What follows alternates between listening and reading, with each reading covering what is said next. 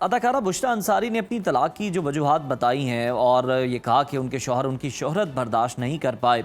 पहले तो आपसे ये जानना चाहूँगा कि ये किस तरह से आइडेंटिफाई हो सकता है, आप किस तरह से ये जज कर सकते हैं और नतीजे पर पहुँच सकते हैं कि वाकई प्रॉब्लम यही है, उनकी शोहरत से जो है उनके हस्बैंड को प्रॉब्लम हो रही है या किसी को भी प्रॉब्लम हो रही है?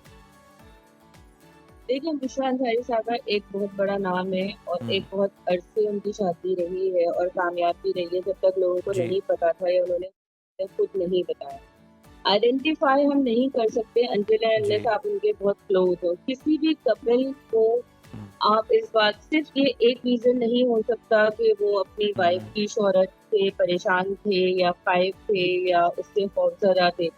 बहुत सारे रीज़न्स मिलके किसी भी एक डिवोर्स की तरफ जाते हैं या एक फाइनल डिसीज़न की तरफ से हम्म, जाते हैं।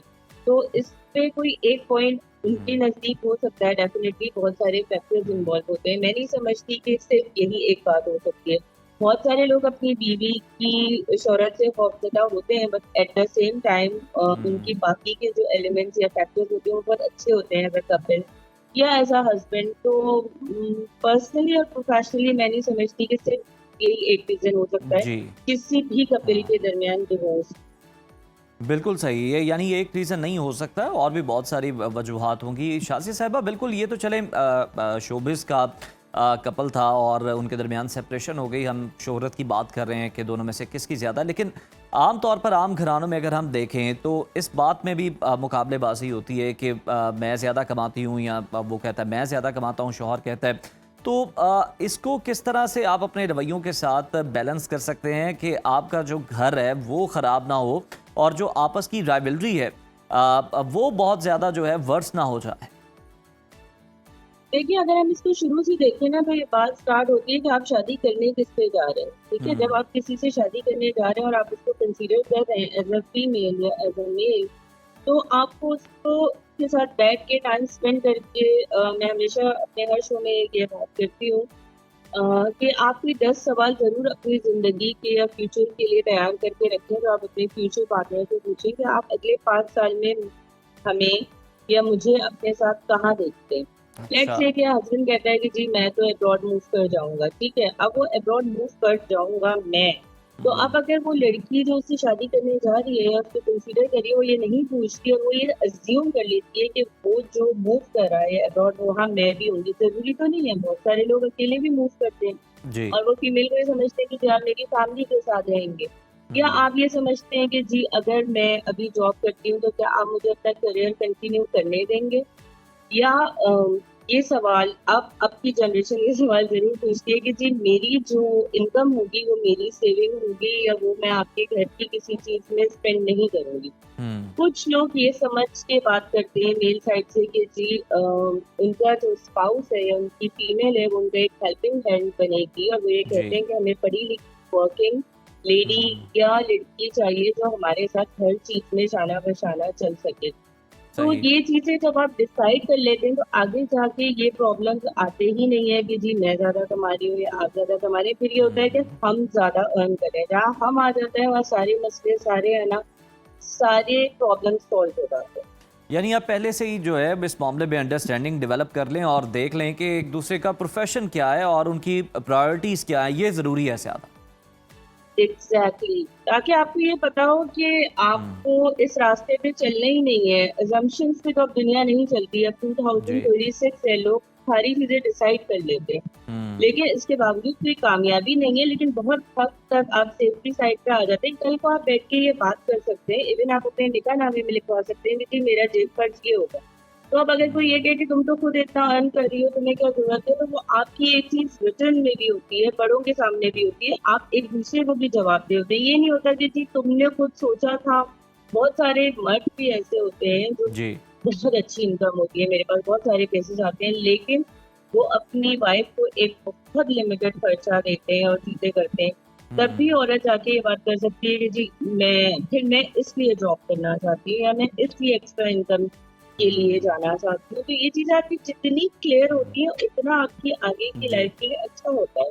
एक हेल्दी एनवायरनमेंट होता है आपके घर में। बिल्कुल, बिल्कुल। अच्छा, शाज़िया साहिबा, अगर हम ये भी देखें तो नफ़्सियात ये कहती है कि एक कामयाब शादीशुदा ज़िंदगी के 3 अहम पिलर हैं, जिसमें एक दूसरे को अप्रिशिएट करना, प्रेज़ करना, ट्रस्ट करना और एक दूसरे की रिस्पेक्ट करना। इस पर जो है वो पूरा रिश्ता खड़ा होता है। अगर किसी रिश्ते में शौहर या बीवी की तरफ से कुछ इन्फीरियॉरिटी कॉम्प्लेक्स आप कह लें वो हो, तो इस टॉक्सिक माहौल को ख़त्म करने के लिए इब्तदाई काउंसलिंग जो है वो क्या होनी चाहिए?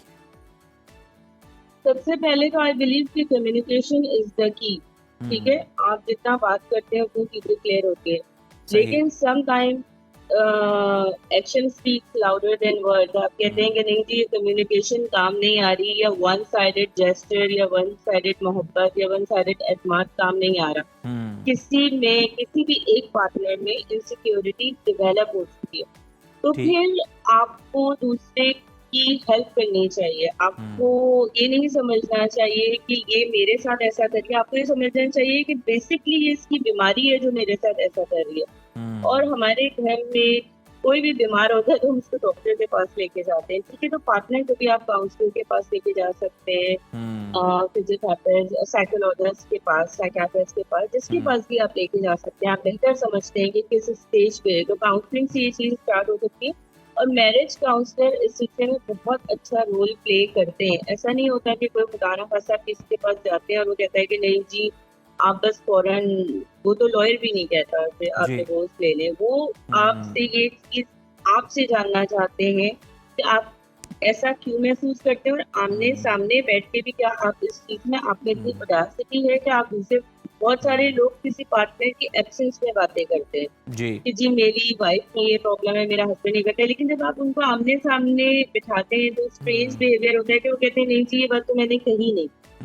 तो कहीं ना कहीं एग्जैजरेशन किसी और की या अजम्पशंस, वो चीजें भी बहुत एक खतरनाक रोल प्ले कर देती हैं। चीजें इतनी जी। बड़ी होती नहीं है जब आप किसी से बात क्लियर करने बैठते हैं। बिल्कुल, इश्यूज को रिजॉल्व करना चाहिए, ना कि रिलेशन को आप डिसॉल्व करें।